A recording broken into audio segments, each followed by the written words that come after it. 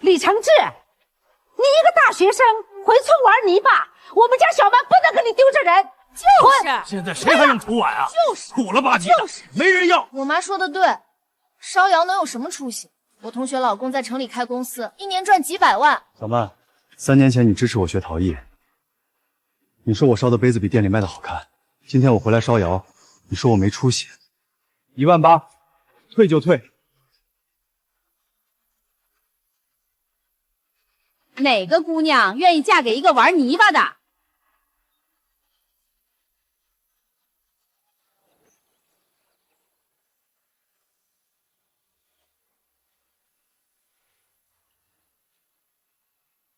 爷爷临终前说，咱家窑烧了4代，不能断在他手里。窑在，李家在。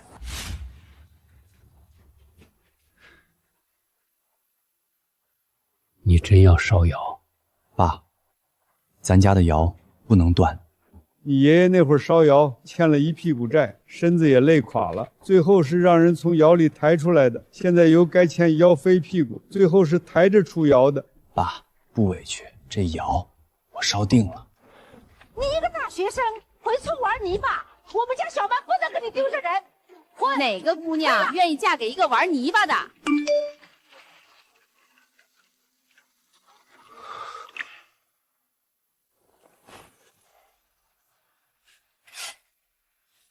承志，你真要烧？这窑荒了20年了。荒了就烧起来。烧窑？现在谁还用土碗？我儿子在城里都用不锈钢的。就是城里人谁稀罕土碗，送都不要。你们懂个屁！这是柴窑，烧出来的东西不一样。有啥不一样？不都是碗？叔，您家那不锈钢碗摔地上瘪了，还能敲回来。我这碗摔地上碎了就没了。但有人愿意花3000块买一只碎的，您信不信？3000块买个破碗，疯了吧？3000块，你真能卖3000？先把窑烧起来再说。爷爷说过，不好的坯，进窑也是浪费柴。砸了心疼，不砸，烧出来丢人。爷爷，第一窑，您看着。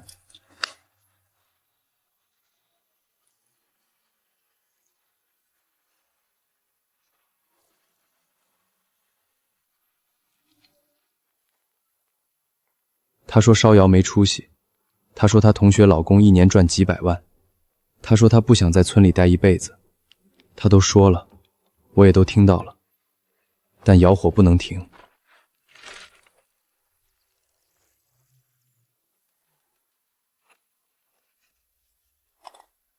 我说什么来着？烧窑不是谁都能干的，这也卖不出去啊。这只我留着，第一窑有只没裂的，算它争气。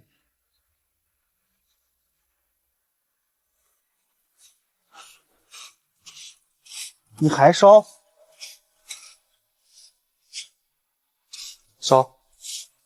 烧到出好东西为止。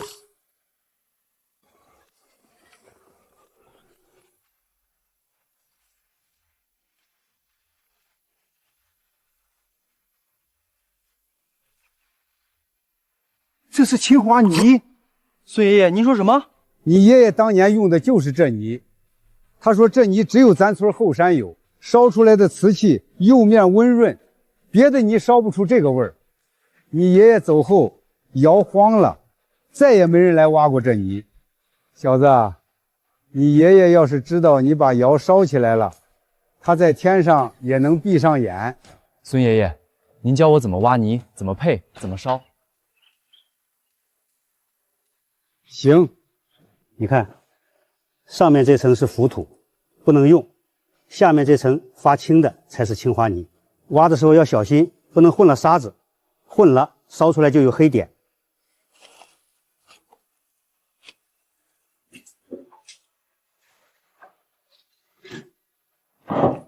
承志，你说这泥真能烧出好东西？孙爷爷说的，不会错。承志，你那个前女友听说下个月结婚了，跟我没关系。她嫁给那个张伟，张伟家在省城开了个陶瓷厂，专门做仿古瓷。仿古瓷，那不是骗人吗？人家叫做旧工艺，合法的。周小曼要嫁给一个做假古董的，她嫁她的，我烧我的。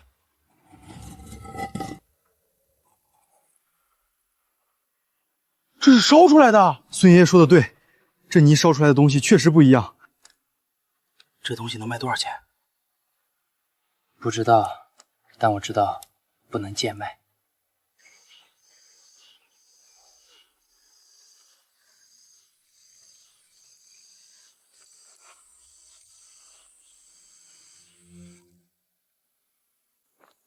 这是光绪年的窑，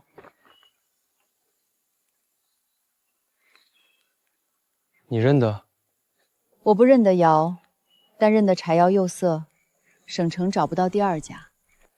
这杯子卖吗？不卖。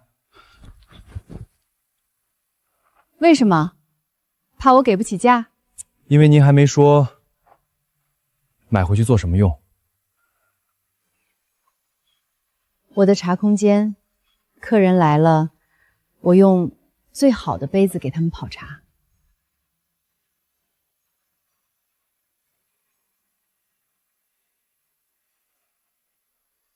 这2只您可以拿走，不要钱。您把杯子拿回去用得好，客人问您告诉他们这杯子不卖。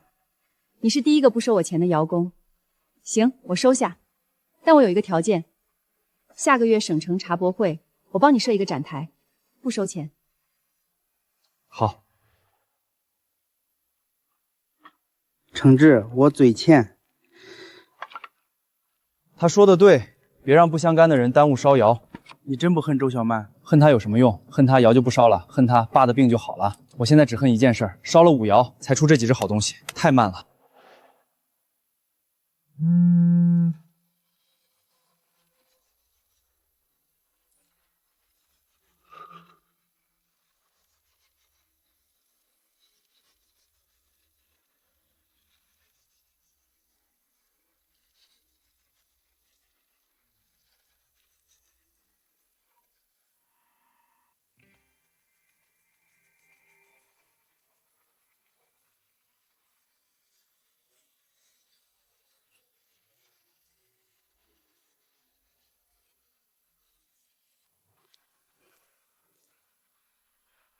这不就是泥巴烧的吗？我厂里一天能烧500个，多少钱？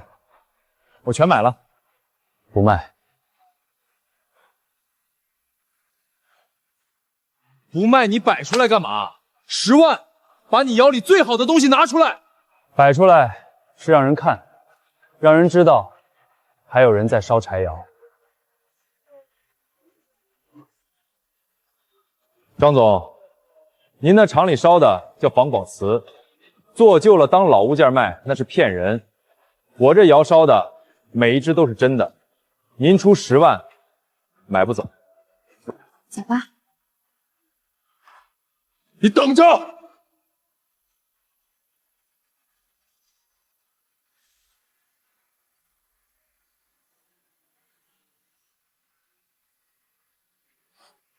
这是光绪年的窑。是，窑是光绪19年建的，传到我这里是第5代。我爷爷当年就是烧柴窑的，后来窑荒了，他再也没烧过。他临死前说，柴窑的手艺绝了。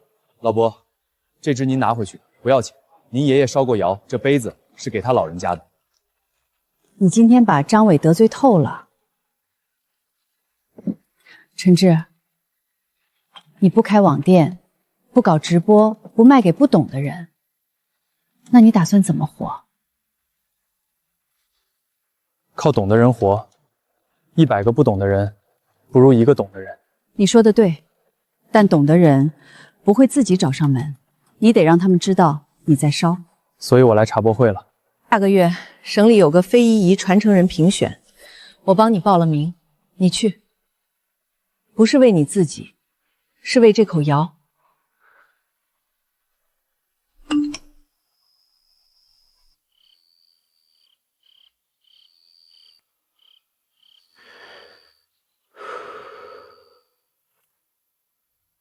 从今往后，各走各的。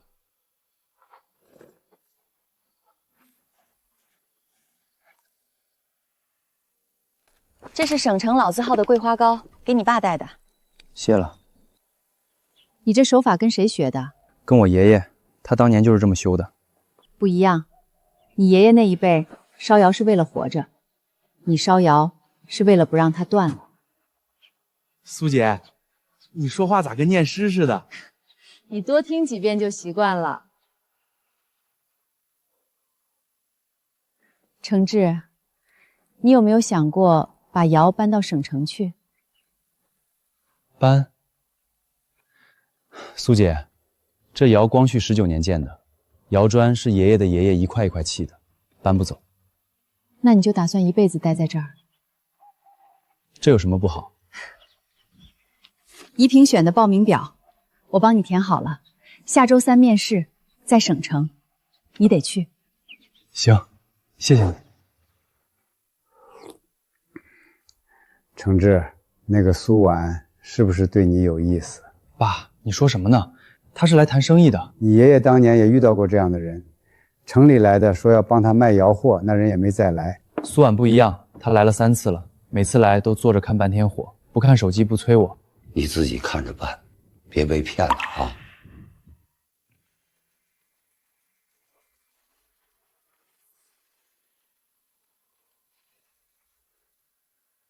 这釉色现在很少见了，柴窑的？是，光绪19年的窑，传到我是第5代。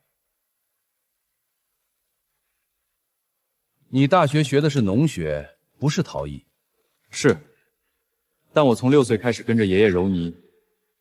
大学学农学，是因为爷爷说，种地的人不会饿死。这底好“李继尧”3个字是你刻的？是，每一只都是手工刻的，机器刻不出这个劲儿。非遗传承传的是手艺，不是文凭。李承志入选省非遗传承人候选名单，下周实地考察。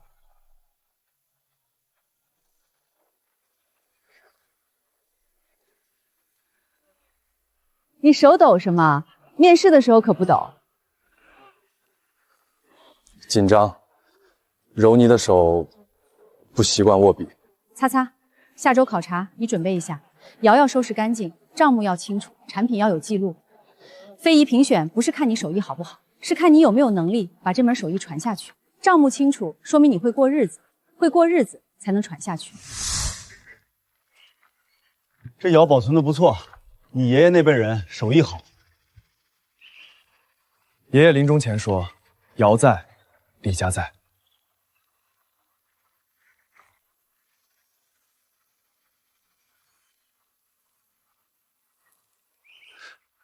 这是青花迷？是，只有后山这一片有。你知道这泥值多少钱吗？这种泥现在市面上买不到了，你这一山坡够你烧一辈子。你知道这泥的事儿吗？不知道，爷爷没跟我说过，他只说这泥好，别糟蹋了。承志，这泥的事儿不要跟别人说。为什么？因为会有人来抢。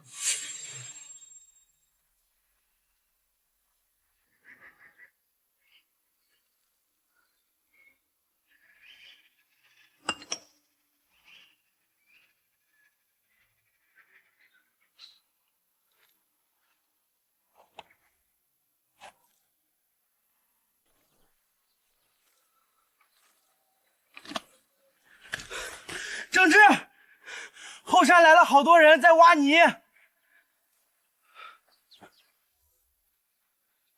住手！李承志，这山是村里的，地是集体的，你烧的我挖不得。这泥我爷爷那辈就在用，你知道这是什么泥吗？这是青花泥。你挖回去，掺在普通泥中烧，烧出来的东西看着像，但手感不对，釉面不对，什么都不对。你拿去做仿古瓷，那是糟蹋东西。你管我怎么用？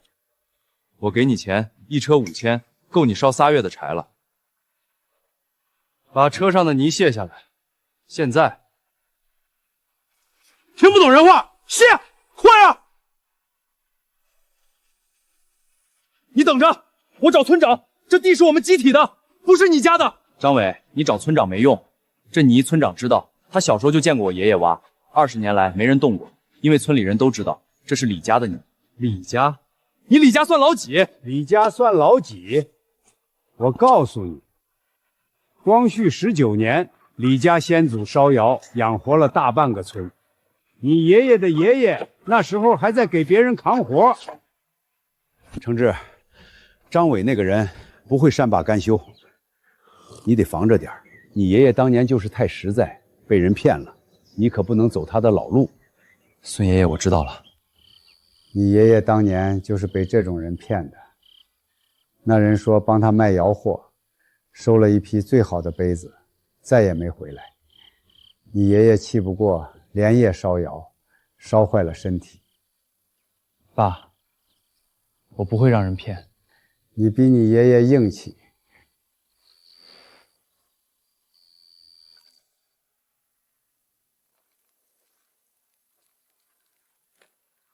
承志，张伟挖泥的事儿我听说了，你得把青花泥的事做实。怎么做实？我找了专业的地质专家帮你做了鉴定报告，这泥确实是稀缺资源。有了这份报告，张伟再敢来挖，就是破坏资源。苏姐，你什么时候做的？你入选非遗那天，我就找人去办了，这叫有备无患。苏姐，你真是神了。承志，你有没有想过把苏碗茶空间和你的窑长期合作？怎么合作？你烧的杯子我放在茶空间里展示，不卖，客人看中了，我带他们来你的窑，你自己决定卖不卖。不卖，但可以请。请一支是什么条件？要在窑前坐1下午，看完一窑火。这条件不低，现在谁有耐心坐1下午？没耐心的人，不配用柴窑的杯子。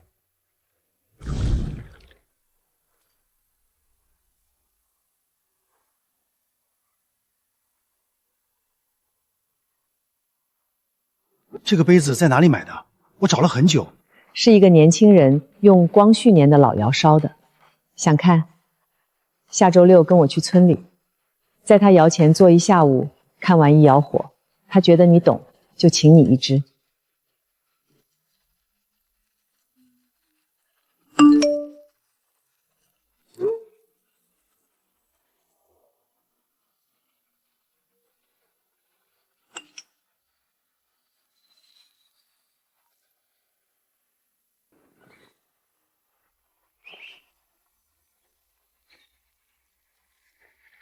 这就是李承志，光绪19年老窑的第5代传人。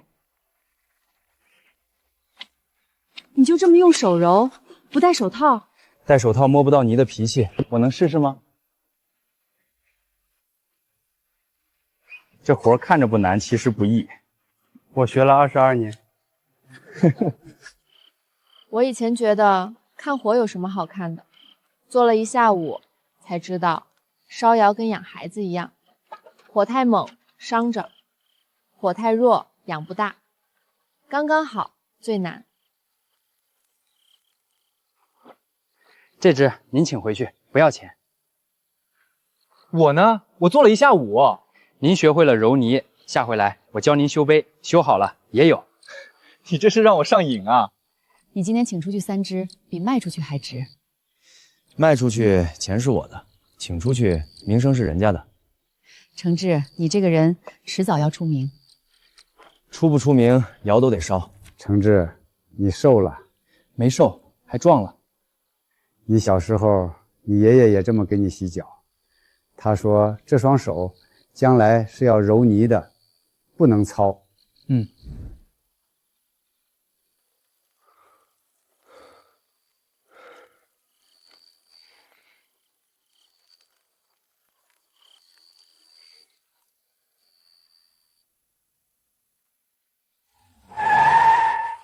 承志，那个王总又来了，张伟也来了。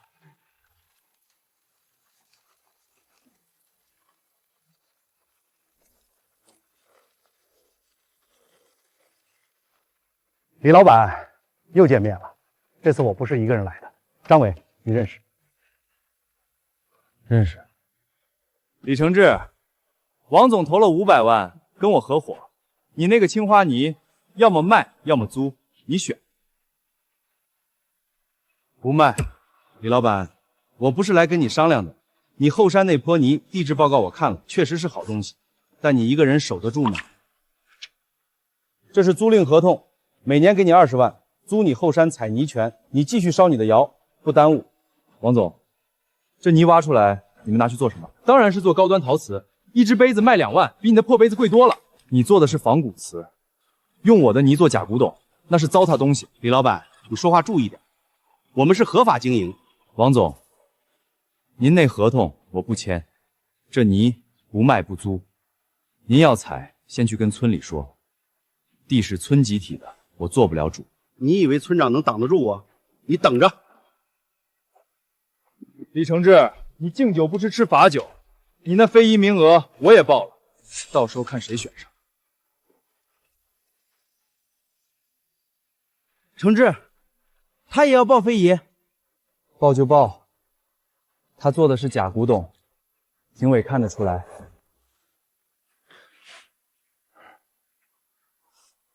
承志，这泥真这么值钱？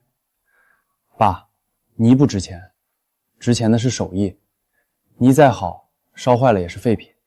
你爷爷当年要是有人帮他，他也不会。爸，我不是爷爷，我不会让人骗。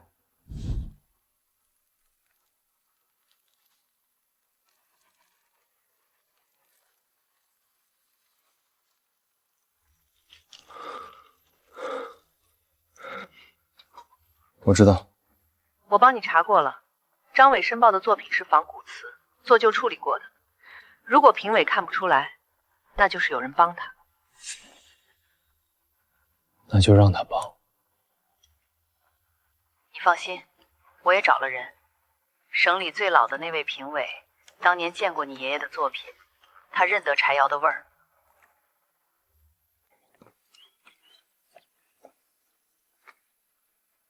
我们是县环保局的，有人举报你们烧窑污染环境，我们来检查。烧窑烧了几百年，没听说污染。你这窑烧的是松柴，烟尘大，附近村民有没有投诉？附近没有村民，最近的住户离这里1里地，您可以去问。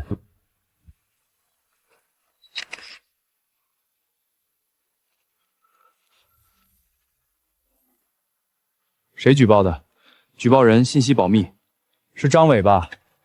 他在省城开陶瓷厂，用的是电窑、气窑，没有烟尘。他举报我，是因为他想挖我后山的泥。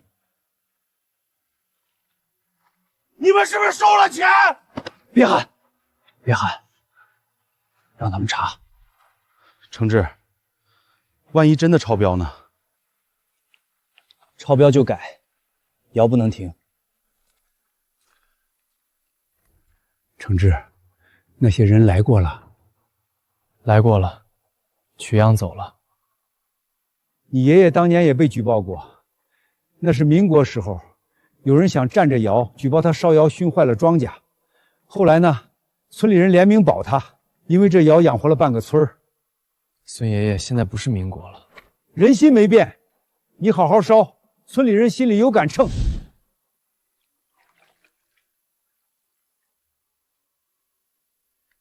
承志，你小时候，你爷爷教你揉泥，你学不会，急哭了。你爷爷说不急，你有脾气，你得顺着他。爸，我记得。现在有人不顺着你，你也不能急，顺着他们绕过去。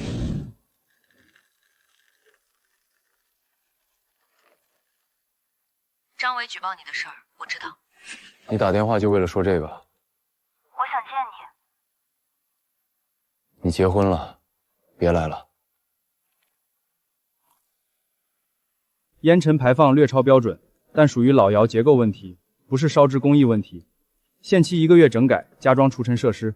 那还能烧？可以烧，但要改。整改要多少钱？大概3万。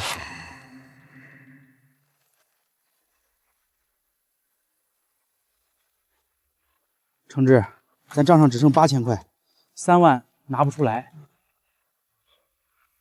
先烧这一窑，出窑卖了钱再整改。万一卖不出去呢？卖得出去。还差多少？3万，我自己想办法。这里有5万，拿去用，不是借，是入股。入股？你的窑我占1成股份，以后你烧的杯子，我茶空间优先请。苏姐，你不怕赔？怕赔就不来了。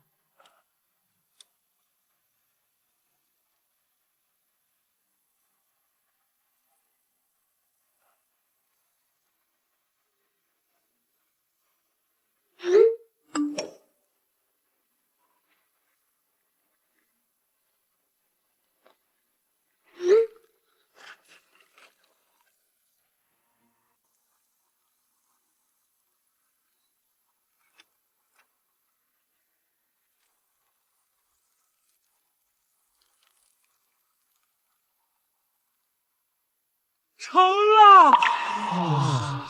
你爷爷当年最好的时候，也就这个成色。这一窑值了。我做了1下午，你也看了我修抛，凭什么不给我？您刚才说这杯子拿回去放柜子里收藏，柴窑的杯子是用来喝茶的，不是用来落灰的。行，我改，我拿回去天天用。今天请出去11只，按市价值5万多，你没收1分钱。收钱就不是请了。承志，你这个人做生意会亏死的。亏不死，有苏姐在。承志，那个苏婉对你是真好。爸，你说什么呢？你别装了，你爷爷当年要是遇到这样的人，他也不会。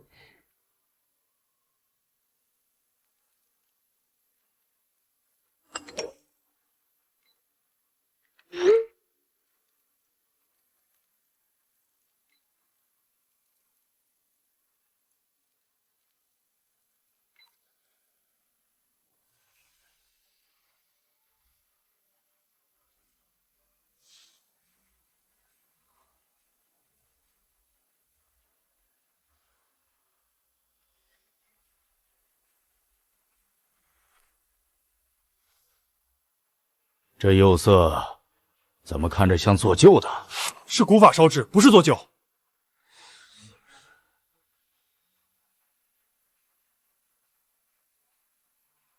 这底好是你亲手刻的？是，每一只都是手工刻的。你爷爷是不是叫李德厚？对，您认识我爷爷？你爷爷当年参加第1届陶艺展，我给他评过奖。他的柴窑茶具我收藏了一套，到现在还留着。他说他孙子也会烧窑，这一届非遗传承人我投李振，不是因为他是故人之后，是因为他的柴窑手艺现在没人能比。传承人评选结果：李承志，全票通过。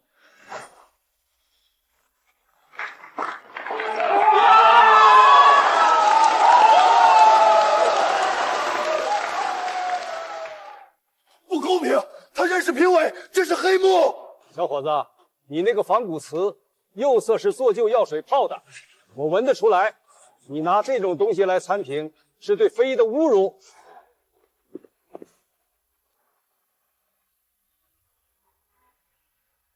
哭过来。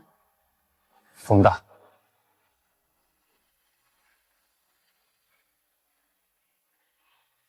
承志，你爷爷在天上看到了。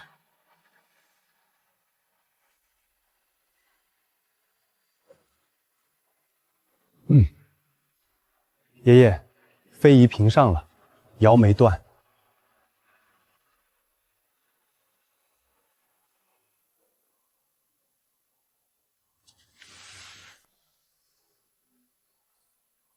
你爷爷要是还在，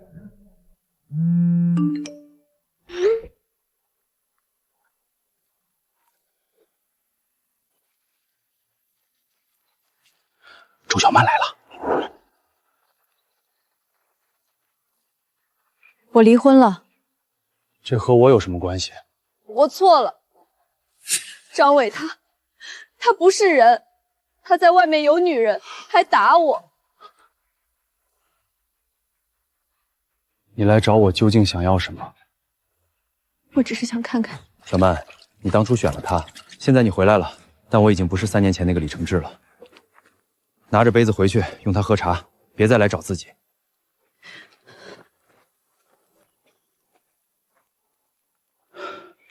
你真狠心。不狠心，窑烧不好。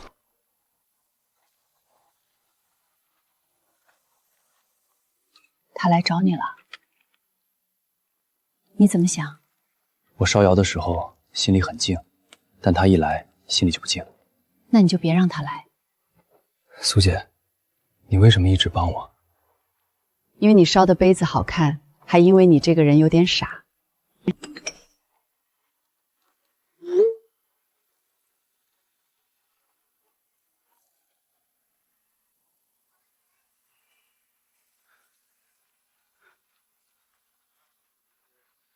你们干什么的？我们是做自媒体的，来采访非遗传承人。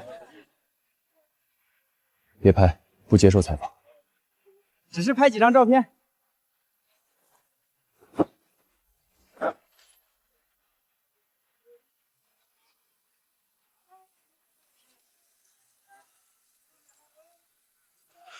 那两人肯定是张伟派来的。拍了就拍了，手艺在手上，拍不走。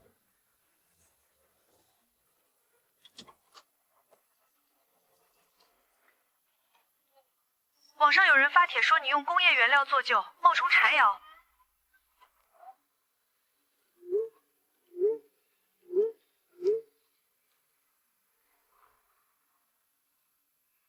是张伟干的。你准备怎么办？明天开直播，让所有人看柴窑怎么烧。你不是最烦直播吗？不是卖货，是让他们看真相。有人说我用工业原料做旧，我今天给你们看柴窑是怎么烧的。这是青花泥，只有后山有。你们看这个颜色，闻这个味道，工业原料不是这个味儿。你们看，这是松柴烧的火，火焰是黄的，烟是白的，工业窑炉不是这个色。我不开网店，不搞直播卖货。你们想看，随时来，我的窑不关门。承志，你刚才说话的时候手不抖，嘴不抖，你怎么练的？因为我说的是真的，真的就不用怕。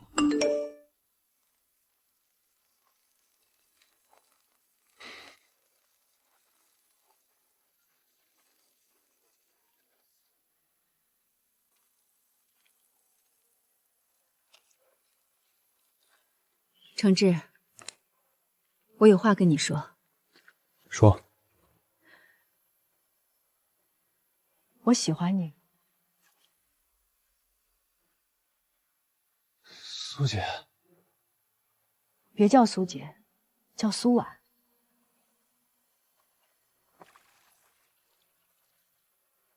苏婉，我这个人只会烧窑，不会说好听的话，不会哄人。你跟着我会吃苦。我不怕吃苦，我只怕你心里还有别人。你倩倩来找你，你给她杯子，让她走，你心里还有她吗？我给她的杯子是让她走，不是因为心里有她，是因为她曾经对我好过，人不能忘。那你对我也好，你为什么不能？苏婉，你给我点时间，等我烧完这一窑。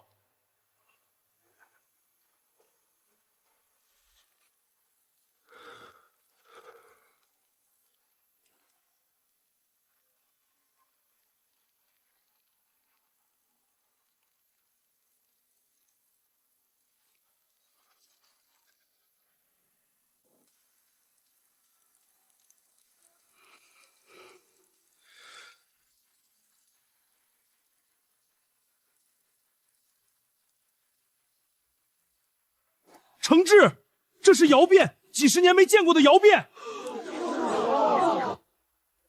你爷爷烧了一辈子，只出过一次窑变，你这才几年，老天爷赏饭吃啊！这只给你。给我。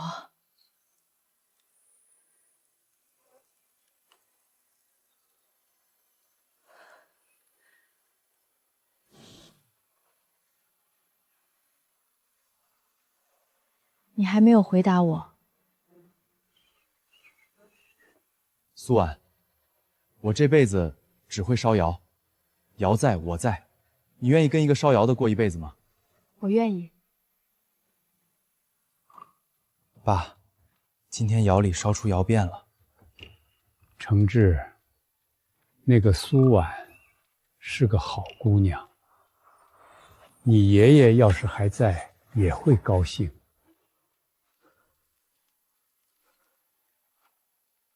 听说你烧出了窑变，恭喜你。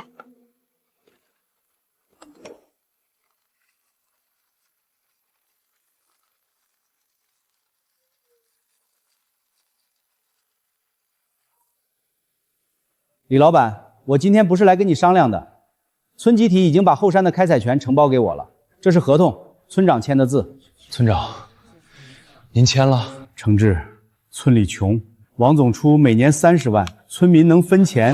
村长，后山的泥是我爷爷那辈就认定的，您签之前有没有问过我？李承志，地是村集体的，不是你李家的，你烧窑可以，你要归村里。张伟，你离婚了，生意也快黄了，你不去想想怎么翻身，跑来挖我的泥，你胡说！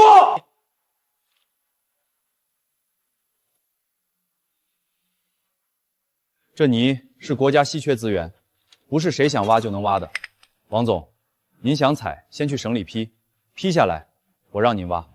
李老板，你狠，但你记住，你这窑还在村集体的地上，地是村里的，不是你的。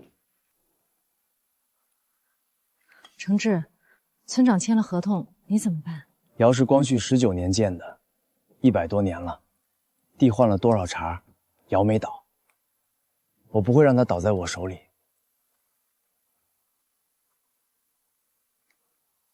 我帮你。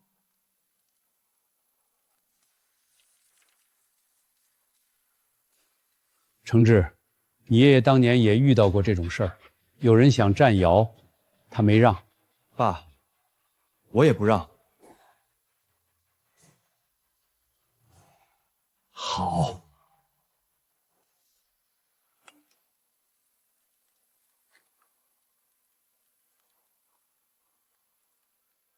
不用谢，我说了，我帮你。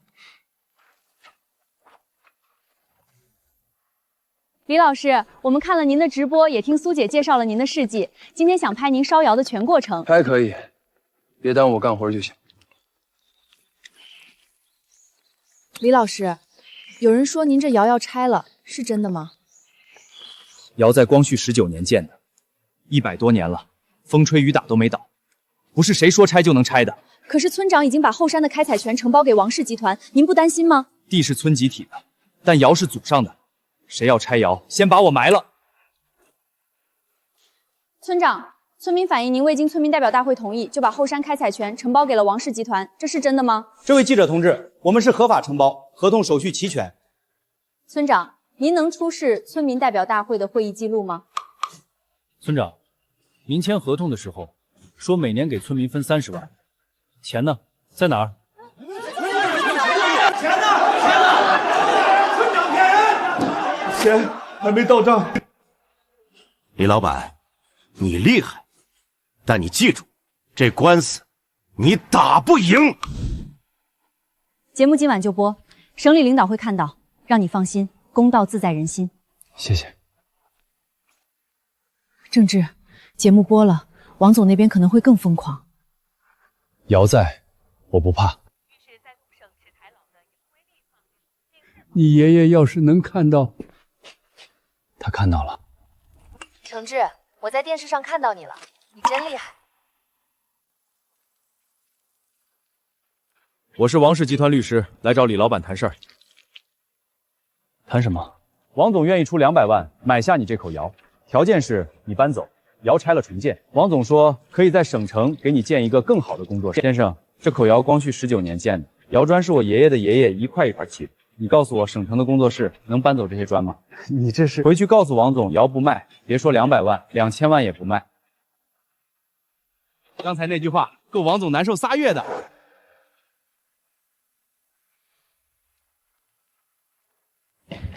不识抬举，既然他不卖，那就让他烧不下去。环保局、土地局、退务局一个一个查，我不信他一个烧窑的屁股干净。这就去办。张伟要动手了，让他们来，我不怕查，就怕他们不来。苏婉，我爷爷当年被查过3万，每次来他都是这句话，随便查。真的？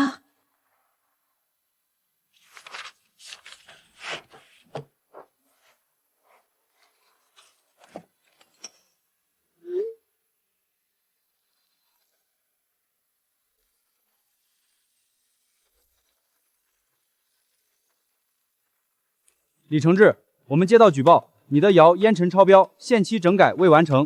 你的窑占用村土地，没有正规租赁手续。你的产品销售没有发票，涉嫌偷税。各位，我的窑整改已经完成了，这是验收报告。土地手续正在补办，这是村里的证明。至于税，我1分没少交，这是金税证明。手续齐全，打扰了。等一下，各位，我知道是谁举报的，麻烦你们回去告诉那个人，我李承志经得起查，他盯得起吗？你刚才那话吓得我心脏都快停了，万一他们故意找茬怎么办？怕什么？手续齐的，账目清的，他们查不出问题。大柱，这世上不是所有人都能被收买，总有人是讲良心的。你不是说他手续不全吗？人家什么都有，你让我在省里丢人。王总，我也不知道他。废物！从今天起你别来了，王氏集团跟你没有任何关系。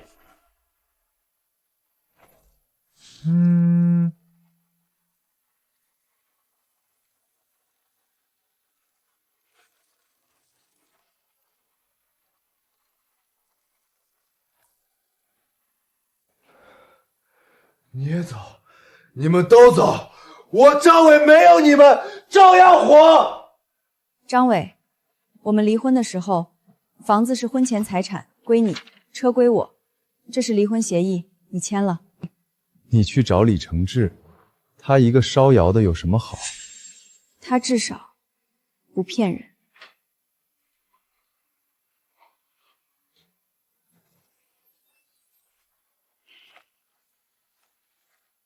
王总倒了，张伟也被牵连，厂子被封了。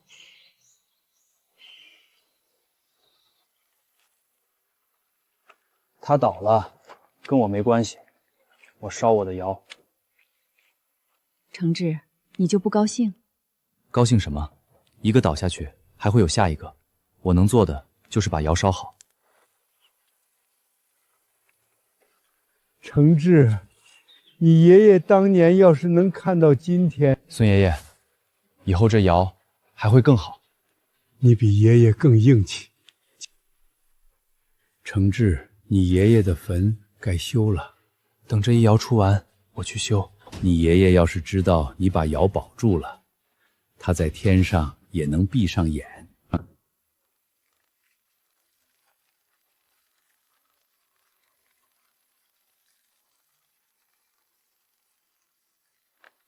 明天我来帮你修窑。好。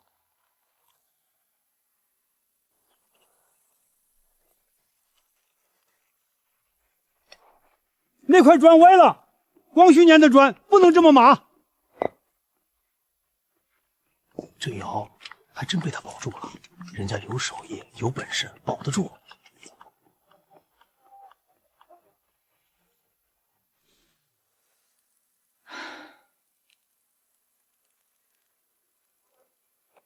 你今天码砖的时候，老孙头说了你几回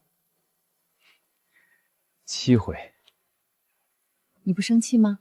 他骂的对，光绪年的砖跟现在的砖不一样，码错了，窑就不对了。承志，你这个人对自己太狠了。不对自己狠，烧不出好东西。李承志，咱们的节目获省里年度非遗纪录片金奖了。我要离开省城去南方了，祝你幸福。你也保重。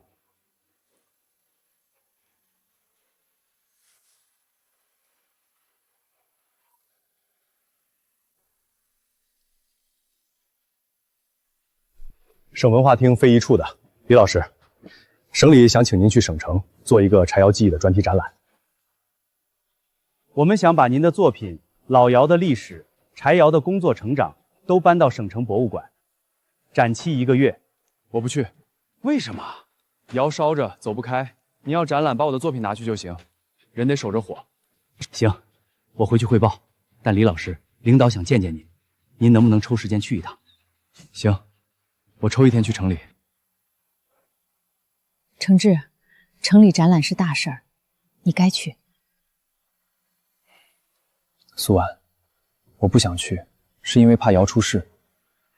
张伟倒了，但眼红的人还在。展览期间，我帮你守着窑，赵大珠也在，你放心去。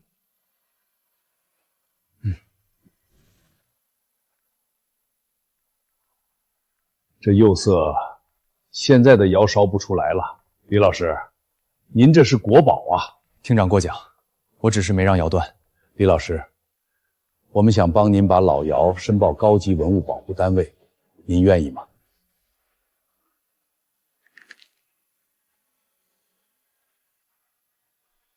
承志，国家级文保，你爷爷做梦都不敢想的事儿。他要是还在，他在天上看着呢。爷爷，省里要帮咱申报文保了，窑不会断了。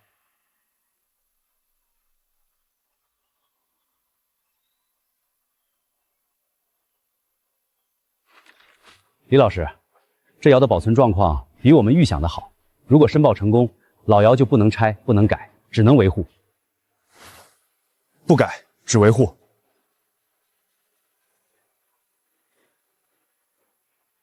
这些刻字是您爷爷刻的？是，我爷爷刻的。他说每一辈人刻一笔，传下去，窑就不会断。申报文保后，这窑就不是你私人的了，是国家的，你愿意？这窑本来就不是我私人的，是爷爷的、爷爷的爷爷的，我只是替他们守着，集体愿意保，比我一个人守强。你这个人看得透，看透了才能烧好窑。材料我帮你整理好了，明天送去城里。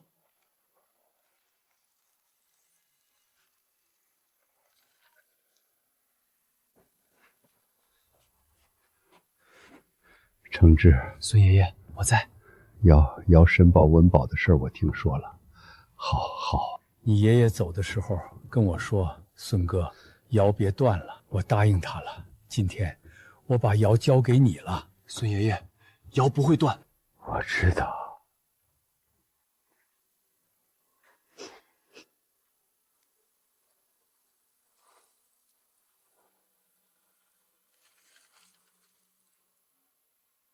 孙爷爷是村里最后一个老窑工，他走了，就真的没人懂老窑了。不，还有我懂。孙爷爷，您安心走，窑我守着。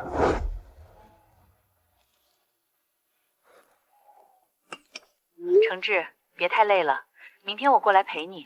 好。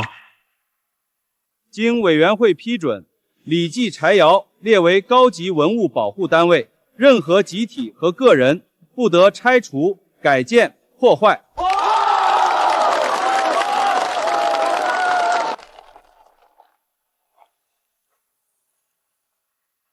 爷爷，您听到了吗？窑保住了。承志，你现在是高级文保的守护人了。不是守护人，是烧窑的人。有区别吗？有，守护人是守死的，烧窑的人是烧活的，窑活着才能传下去。你这个人说话越来越像你爷爷了。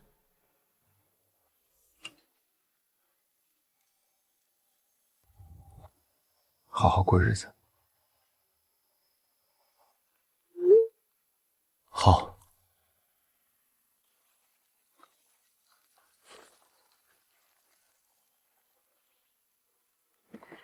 承志，生日快乐！我跟苏姐一起买的，你那个工具用了好多年了，该换了。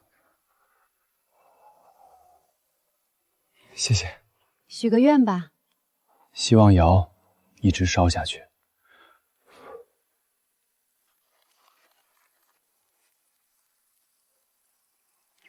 承志，你30了，有什么打算？烧窑，带徒弟，把柴窑的手艺传下去。你就不想结婚？这只杯子是窑变，我烧了1年，只出了这1只，送给你。你这是求婚？我不会说好听的话。这只杯子是柴窑最好的，给你。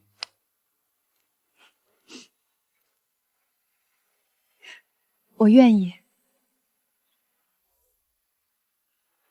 爷爷，我要结婚了，窑还是咱李家的。早点睡，明天我来帮你烧窑。好，谢谢，你也好好的。请问李承志老师在吗？我是农大陶艺系毕业的，想跟他学烧窑。学烧窑，你吃得了苦吗？我在学校学过理论，也去过几个窑厂实习，我知道烧窑苦，但我真的喜欢。揉过泥没有？现场揉一个。力道不够，气泡没排干净，烧出来就是次品。你那个学校教的都是理论，烧窑是手活，不是嘴活。老师，我知道我不行，所以我来找您学。子你拿回去，每天用它喝茶。1个月后杯子还我。你喝到了什么味道？不是送你的，是借你。到时候我再决定收不收。你还真要收徒啊？他肯低头肯回来，就说明有心。烧窑不怕笨，怕没心。你当初学烧窑的时候，你爷爷也是这么考你的？我爷爷让我揉了1年的泥，没让我碰过窑。那你比他狠。因为我不想他走弯路。志，文保批了，村里有人开始眼红了，你要小心。谁？村长儿子，他觉得老窑成了文保，村里的地就不能开发了。他跟几个年轻人说要闹。老窑成了文保，后山不能动，村里的地都废了，我们年轻人的出路在哪儿？李承志，你不能只顾自己。你们讲不讲理？老窑是李家的，人家保自己的窑，碍你们什么事了？刚子，后山的地不是不让开发，是不能破坏老窑的风水。省里专家说了，方圆1里地内不能动土，其他地方你们该干嘛干嘛。1里，那半个村都废了，你说的轻巧。刚子，你爹当村长的时候，把后山的泥承包给王总，要不是我拦着，你早被人挖光了。你现在跟我说出路，你给村里找过什么出路？承志，赵刚不会善罢甘休，他背后有人。是谁？张伟虽然倒了，但他那些朋友还在。有人想借赵刚的手搞乱你的窑，你打算怎么办？烧窑，他们闹他们的，我烧我的。窑在，我不怕。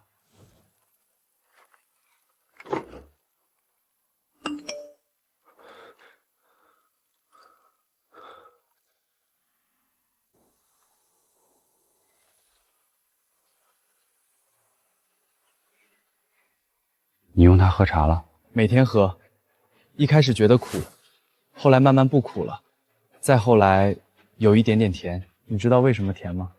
因为柴窑的杯子用久了，釉面会吸收茶的香气，泡出来的茶越来越纯。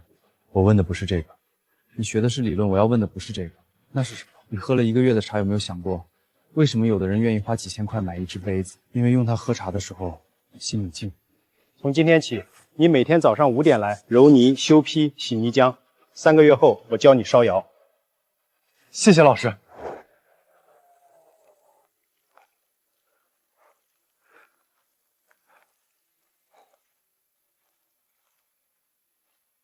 你老师当年比你笨多了。别瞎说。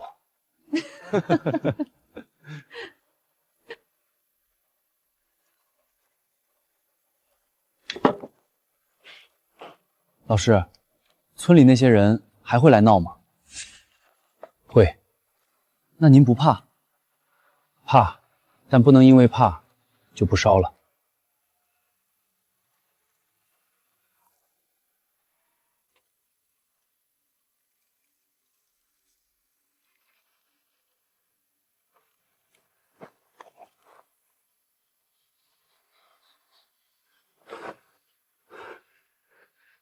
谁？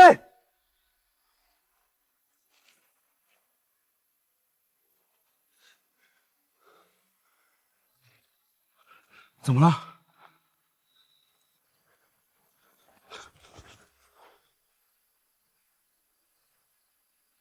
他们来偷泥，是赵刚的人。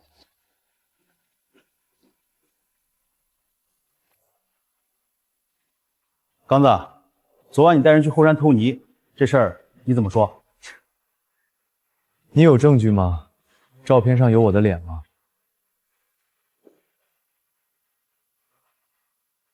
我已经报警了，警察会查，谁干的跑不掉。别报警，我愿意赔钱。不是钱的事儿，青花泥是国家资源，偷这个犯法，我保不住赵刚。李承志，你非要把事做绝！刚子，我给过你机会，你不珍惜。承志，赵刚被拘留了，村长来找我说想私了。私了不了，他偷的不只是泥，是瑶的命。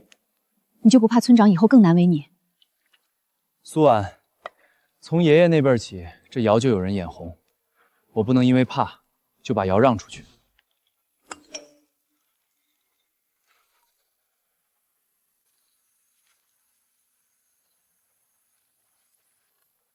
李老师，老窑结构稳定，但窑顶有几处裂缝需要加固，省里可以拨一笔维修资金。需要多久？大概需要1个月，这期间不能烧窑。专家，行，修。老师，1个月不烧窑，客户那边怎么交代？承志，1个月不烧窑，你的订单怎么办？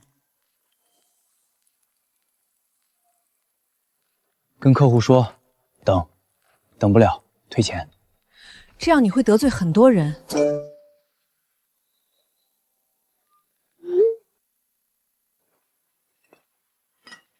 这块松了，要不要换？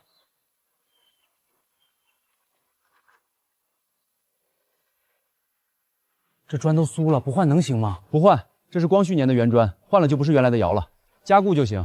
我爷爷传下来的砖，不能在我手里换了。吃点东西。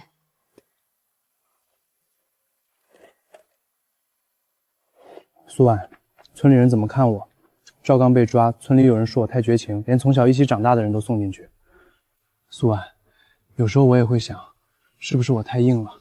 承志，你不用管别人怎么说，你做的事儿是对的，你不硬，窑早就没了。这个坯不行，底太薄，烧出来会裂，看起来和老师修的一样。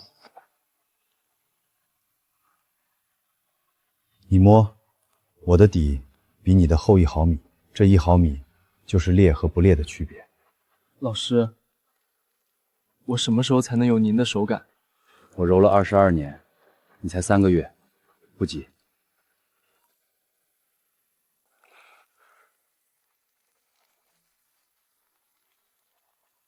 20多只，只裂了2只，比以前还好。不是比以前好，是它本来就该这样。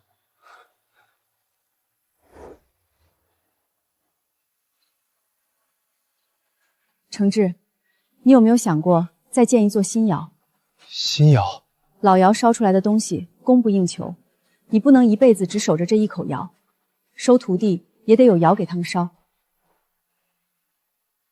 建新窑不是小事儿，泥火配方都得从头试，不是1天2天的事儿。我知道，但你必须开始去想。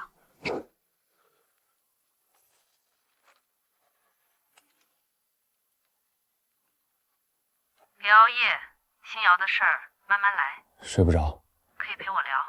你想建什么样的窑？想保留老窑的形制，同时改进通风和温度控制。有把握吗？没有，但得试。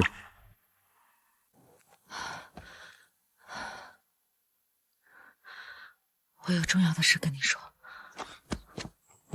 你脸色不好，怎么了？承志，我怀孕了。你说什么？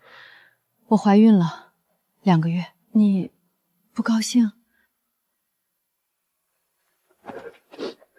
高兴，高兴的说不出话。老周，我要当干爹。那我当什么？你当一个。你当师兄。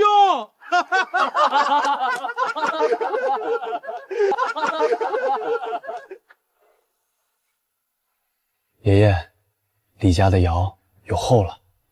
爸，苏婉她怀孕了。承志，你妈走的时候你还小，爸没本事，让你吃苦了。现在你有孩子了，爸高兴。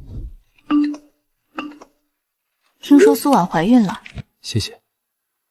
我也有了新男友，对我不错。好。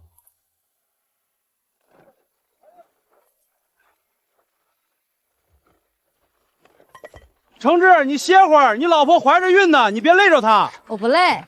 老师，新窑的尺寸是按老窑的比例放大的吗？对，老窑一窑烧200件，新窑我设计成300件，但火路要改，不然温度不均匀。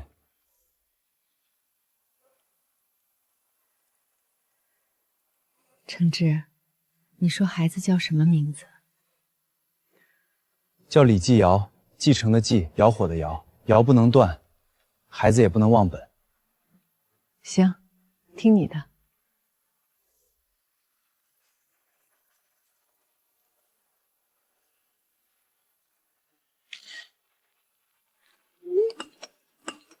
加油！我要当干爹，老师，我一定会好好学。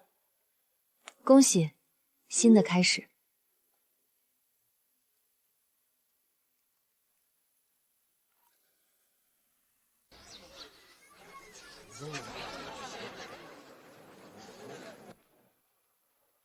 光绪19年的窑，100多年了。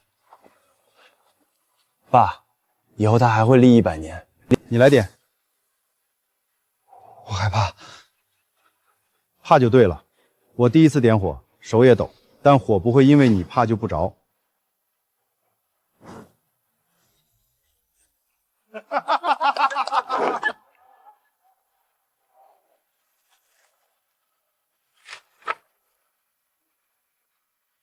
承志，以后2座窑你忙得过来吗？老窑我守着，新窑给小周烧，等他出师了，我再收下一个徒弟。你这是要开窑厂？不开厂，只传手艺，一个带一个，窑就不会断。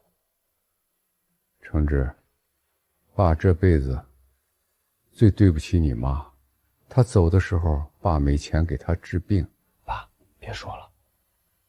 你比爸有出息，你把窑保住了，还有了孩子，爸可以放心了。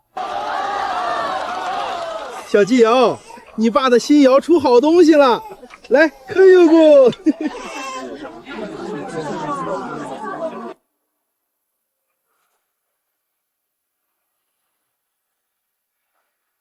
这只给孩子。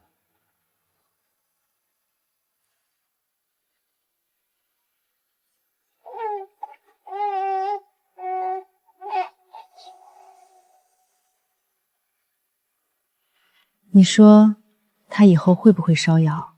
不管他做什么，只要记得这窑是他太爷爷传下来的，不能断。